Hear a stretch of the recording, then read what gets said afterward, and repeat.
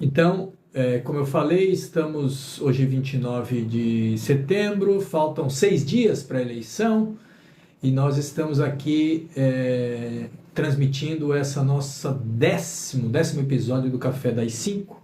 Cafezinho hoje, copo de vidro.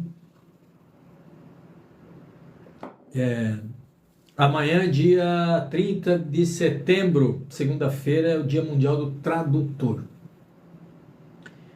E o primeiro quadro de hoje, nosso primeiro quadro, eu queria comentar o meu posicionamento sobre um tema importante nessas eleições, já vem das eleições passadas também, sobre o tema do identitarismo. Né? O identitarismo são as temáticas que envolvem identidades a partir das características, digamos, naturais das pessoas, a partir da natureza, né, da sua percepção, a partir das características das pessoas. Portanto, se enquadram de forma mais frequente nos temas do identitarismo a questão das mulheres, a partir do debate do feminismo, as questões etnorraciais a partir, né, dos negros, indígenas e outras etnias que estão minorizadas dentro da representação política, não só no Brasil, mas em boa parte dos países, mas especialmente no Brasil, e também o tema do LGBTQIAP+, né? São esse conjunto de identidades que também vem ocupando espaço importante na política brasileira e no mundo inteiro nos últimos tempos. São os principais temas que podemos considerar dentro desse eixo do identitarismo. Portanto, é o tema das representações, né? E a identidade, né? A importância de se identificar entre, né, essa identidade entre eleitor, representante e representado, é um dos princípios da representação política. Portanto, eu vejo de forma muito positiva, né, a garantia de espaços e a ampliação da participação também das pautas identitárias do ponto de vista da política no Brasil. Essa é a representação simbólica, né? Muitas vezes nós temos dois grandes pilares do ponto de vista da representação, né? Ou poderíamos chamar três, mas numa eleição municipal é menor. Um deles é o território, é o espaço geográfico, geopolítico, né? Mas as outras duas identidades é a situação econômica material, do ponto de vista de representação, de classe ou de categorias, e o tema das identidades. Então, são grandes fundamentos, né, que qualificam simbolicamente a representação.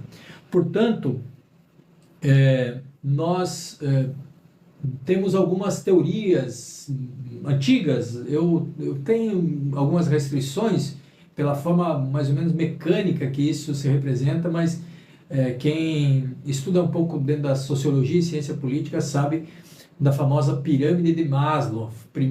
As primeiras necessidades são as necessidades básicas materiais, e na medida que essas necessidades vão sendo resolvidas, você vai construindo outras necessidades que são as de identidade, mais temas específicos, ideológicos, etc.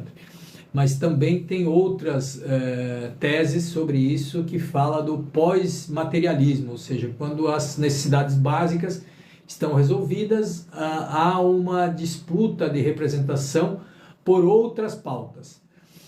Acontece que dentro da nossa realidade as necessidades básicas não estão resolvidas, então se mistura o tema do identitarismo com os temas das pautas, das demandas materiais também, das deficiências que nós temos numa eleição municipal, desde as deficiências de estrutura de saúde, educação, infraestrutura nos bairros, né, problemas como questões ambientais, saneamento básico, enfim, são pautas de necessidades estruturais e materiais também, e se misturam com as pautas identitárias. Por isso que ela qualifica, melhora, valoriza a nossa democracia na medida que essas pautas, esses temas, essas representações são colocadas na agenda política do dia a dia. Nós temos no Brasil, né, se for comparar de uma forma mais direta, né, são 52% dos eleitores, das eleitoras, né, são eleitoras, 52% são eleitoras mulheres, e apenas nós temos no Congresso Nacional apenas 18% de mulheres ocupando cadeiras na Câmara, né, dos deputados. Nas câmaras de vereadores, aproximadamente 12% de representação de mulheres. E ainda bem que isso está crescendo, né, mas o Brasil está em 29º lugar do ponto de vista do ranking da representação feminina no mundo, né? Nós vimos há poucos dias, há poucos meses, a eleição no México, né, que tem um sistema eleitoral bem diferente, e que o sistema eleitoral no México tem 3 curiosidades. Uma delas é que nenhum candidato de vereador a presidente da República pode ser reeleito. Essa é uma regra importante no sistema eleitoral mexicano. Segundo, que há 2 eleições, a representação no Congresso e em todo o parlamento, né, em todas as instâncias, nacional, nas províncias e nos municípios, obrigatoriamente 50% das cadeiras devem ser representadas por mulheres. Ou seja, não é o número de candidatas, é o número de eleitas. Existe uma eleição de metade de mulheres e metade de homens, portanto há uma representação real. E quem ganhou, né, a presidência da República na última eleição foi uma mulher pela primeira vez no México, e uma mulher que vem do trabalho, é uma técnica, e especialmente no tema ambiental. Ela é uma física, né? É uma intelectual no campo da física, e defende a pauta ambiental. Então, eu acho que o México é um bom laboratório dessa questão da representação e das identidades. E nós temos no Brasil uma lei que especifica 30% das cadeiras devem ser das candidaturas mulheres e 30% de candidaturas negras ou outras etnias, né? Além do número de candidaturas, essa mesma representação ela precisa estar contemplada nos programas de rádio e televisão, né? E o tribunal tem cobrado, né, a execução, o cumprimento desse espaço de 30% do espaço eleitoral na cadeia de rádio e televisão. E 30% dos recursos do fundo eleitoral também para candidaturas de mulheres e 30% para candidaturas de negros, pardos ou indígenas. Então, esses são elementos importantes que têm como objetivo melhorar, né, a nossa representação política de acordo com as identidades, né? Por isso as pautas identitárias. Então, esse é um pouco comentário sobre o tema de hoje. E nesse dia 29 de setembro, domingo, vamos para as dicas do dia seguinte. Ontem eu comentei sobre a importância de mapear, de organizar as suas listas de contatos para que você busque como uma meta 10% do número de votos necessários para a sua eleição que seja organizado do ponto de vista de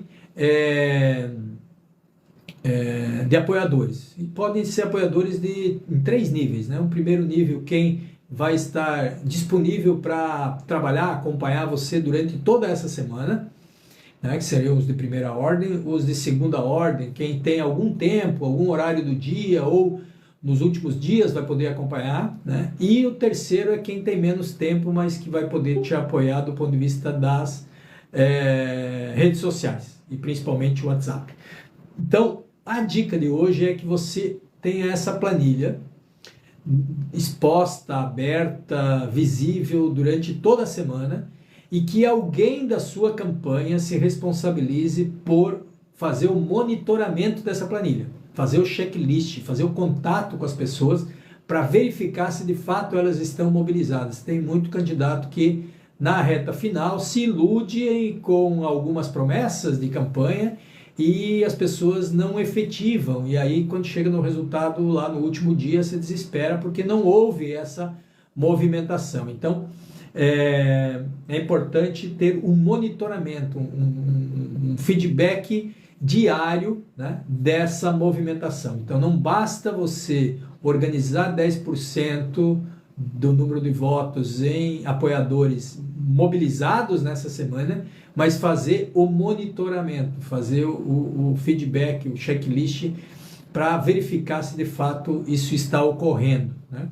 Então, fica aí a dica do dia, continuar aquelas ligações para aquelas pessoas mais estratégicas, né? Você vai contabilizando aquele trabalho dos nichos, né? Lá uns 10 nichos, mandar 3 mensagens. Se você deu continuidade mandando 5 por dia, já deve ter acabado esse envio, né?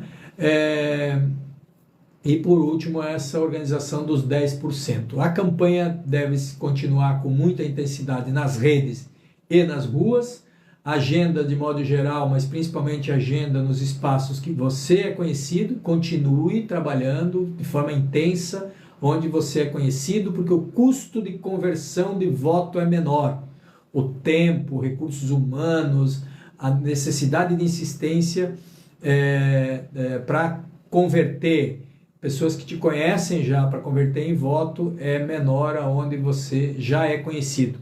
Então, concentra, foco na sua campanha, mobilize a sua base, os 10%, e mantenha esse contato permanente, cobrando o retorno, o feedback desses 10%. Então, essa é um pouco da nossa dica de hoje para amanhã, e que isso sirva para toda a semana. E vamos intensificar o trabalho nos espaços que você é mais conhecido. Então, lembrando que para chegar até aqui foi importante fazer um balanço das ruas, dos contatos e das redes, organizar a campanha de rua, organizar os contatos para fazer ligações diárias, 1 hora por dia de contatos com as pessoas mais que têm maior potencial, desafiando eles a multiplicar por 5 o seu apoio, organizar as redes sociais, e principalmente através da definição, da segmentação de nichos, né, de 10 nichos, pensando mensagens específicas para cada um dos nichos,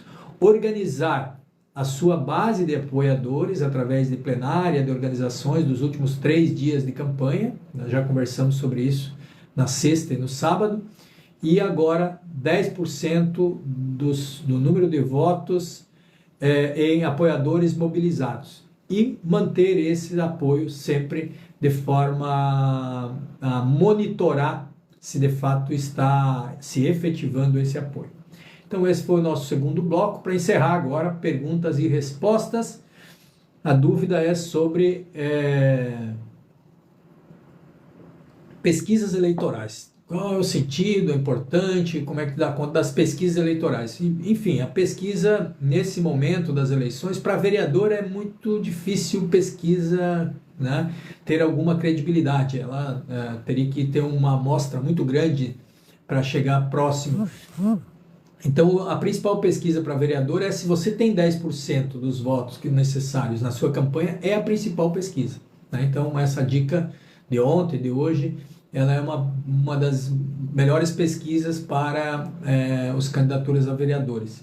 Das candidaturas a prefeito, a pesquisa é importante se você vem monitorando isso desde o início da campanha, se você tem uma série histórica para acompanhar as tendências, né?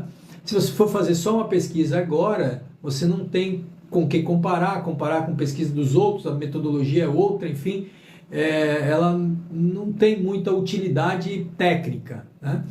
Pode ter algum tipo de utilidade para influenciar voto, mas nem sempre isso também resolve. Por quê? Porque na reta final, praticamente todas as candidaturas vão apresentar pesquisas onde todo mundo está na frente. Então vira uma confusão, uma selvageria, e elas não têm muito efeito. Ou seja, agora não adianta se desesperar atrás de pesquisa. Isso já deveria ter sido feito e acompanhado, monitorado ao longo de toda a campanha, mas principalmente para majoritário. Para vereador, não se preocupe com pesquisa, vai na fé, organiza, converse com seus eleitores, organiza, tenha 10% deles mobilizados nessa última semana, que vai dar certo. Valeu?